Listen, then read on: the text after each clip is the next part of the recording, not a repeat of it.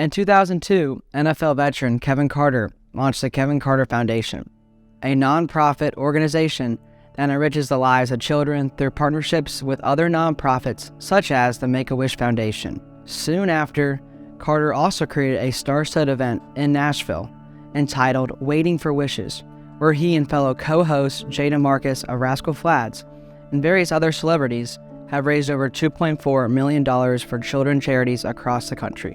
In 2014, I had the privilege and honor of being selected as Kevin Carter's Wish Kid of the Year. I will never forget the impact this organization had on me. And now I'm excited to see this story come full circle as our media team recently invited Kevin Carter to our media studio to share more about how he's using his influence for good. So as we all know, you were a Super Bowl champion and made a huge impact throughout your career in the NFL, but when did you know that you wanted to do something that would be greater than football and it would last longer than just an NFL career? When I was a kid, I had a speech impediment. I was a bad stutterer. I was always in a rush to say what I had to say. But I had a mom who was a wonderful, faithful woman. And she told me, she said that whatever it is you think is a hardship in your life, God is preparing you for the rest of your life. I had a dream when I was a 5-year-old kid who had a speech impediment, and I had a praying mom who told me that I was going to be special one day. You, Tyler, going through what you went through is part of your story. It's part of your blessing. It's part of your instrument. It's part of who God is making you to do whatever it is you're here to do. When I was in my 7th year in the NFL, I came to the Tennessee Titans. For me, at that point, I played 6 years in the NFL. I'd won a world championship, but my efforts in the community weren't making the most impact. Forming the foundation was the best way to gather support and to be able to receive funds and then bless others with that. You have to have a 501c3, and that's the most efficient way to do it. And so forming the foundation, being able to rally others to my causes, to the things that I thought were important, that's really was the reason. It was the influence behind me starting the foundation. So kind of bouncing off that question, what are the ins and outs you guys do every year for to prepare for the dinner? This Waiting for Wishes dinner has been a project that's 20 years in the making. I'll give you an example of what it took yesterday for this Waiting for Wishes dinner. I came into town and I immediately met with the director of Make-A-Wish. There are a million phone calls for the celebrities, arranging all of the vendors, all of the food. That's more day-to-day stuff, but the overall vision for the Kevin Carter Foundation was to basically raise a bunch of money and give it away, help children in any way possible. The most important thing of pulling this off is bringing everyone together. We've been able to do that for 20 years now and give away close to $2.5 million to Make-A-Wish in Middle Tennessee. What's the most challenging thing you've had to deal with and one of the most joyous things? Because you have to deal with so many kids who are going through so many difficult things on a day-to-day basis. The best thing is when I get to meet a person like yourself. To meet you, Tyler, when you were 9 years old, when you come into contact with people like yourself, it really blesses your life in a way. I remember sitting down with each and every Wish Kid I've had, each and every ambassador that has blessed us with sharing his or her story over the years. You think that you're doing someone a favor by going to visit them in the hospital or giving them support when they're sick or when they're not feeling well, or trying to brighten their day.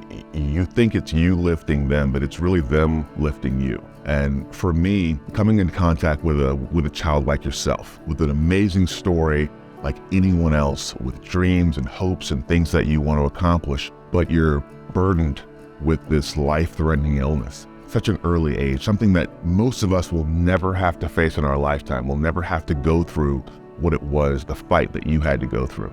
That type of statement for your courage, for your life, and the anointing that God has put on your life, a purpose, that inspires me. That's why I do what I do.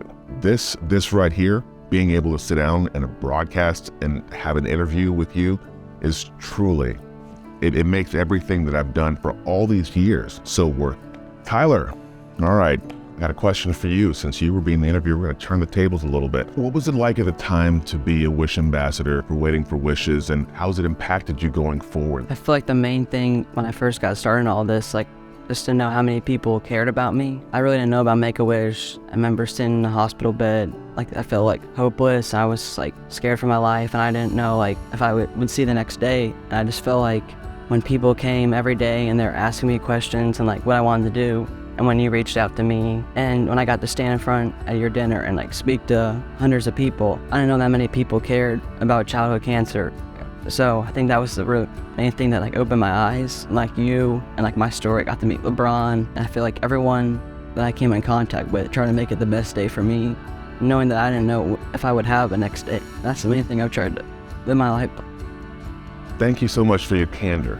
Seriously, just for showing your heart. You have no idea the people that you affect. That's why I like this event so much, because you get to have that interaction. You were an inspiration to everyone in that room that night, Tyler. So thank you. Thank you for your candor. Is waiting for wishes and going through your experience, do you think it's something that will inspire you to give back and to find a way to help kids that went through what you went through? Definitely. I want to be able to create a platform where I can give back to people. You know, cancer, sad, but it's not going to go away. And I feel like the next generation needs to keep fighting and trying to stop cancer. And I think that really is true for everyone. So I feel like as a world, as a community, if we can continue to fight it, because there's so much things going on, but I feel like that's one thing. If you could take that out of the world, how much it'd be such a better place. What would you say to a younger version of yourself? I feel like if I could look back, trust God, it's in His hands, it's going to be okay. God gives you so many days on this earth. I feel like if everyone can do that every day, just live the best day they can, I think this world will be a better place. What inspired you to get into broadcasting? I feel like the main thing was, and Mr. Ellison always tells me this, the main goal of broadcasting and like news is like to show a story and share it and find something meaningful to share. So I feel like over the years I've gotten into that, and I feel like feature stories like this, I feel like letting those stories be told, because there's so many people that don't know about this stuff, and I feel like if I can put something out there on YouTube or put something out there on the internet and one person sees it, it's one more person who knows about it and one more person that might donate or help. So I feel like that's the main thing. You never know you're going to touch that day, and just it could be one person, but that one person can make a big difference. Well, God bless you for continuing to refine your voice. That is a tool that will fuel you through your lifetime. So thank you.